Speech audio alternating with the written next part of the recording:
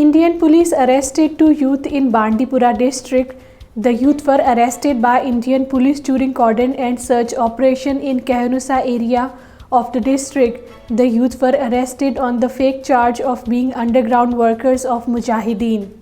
The Times of India have reported a huge majority of those who received eye injuries due to gun pellets in Srinagar between July and November in 2016 have suffered some degree of vision loss. About 80% of them have vision limited to counting fingers.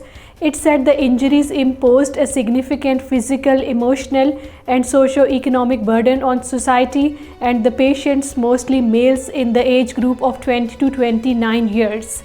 In an attempt to erase the symbol of freedom from hearts and minds of the Kashmiri people, the Modi regime is conspiring to seize the Hyderpora residence of the late Quaid-e-Hurriyat Syed Ali Gilani in Srinagar, which continues to serve as a lighthouse for the pro-freedom people of the occupied Kashmir.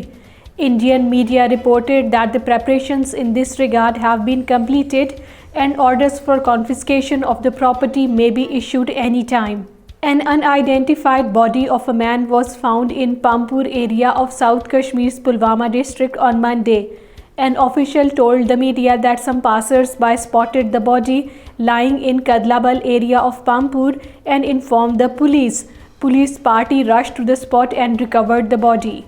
Joining National Conference Vice President Umar Abdullah, People's Democratic Party President Mehbooba Mufti has also announced to boycott assembly elections in occupied territory in view of threat to the cultural, social and political identity of the territory at the hands of Modi's communal regime.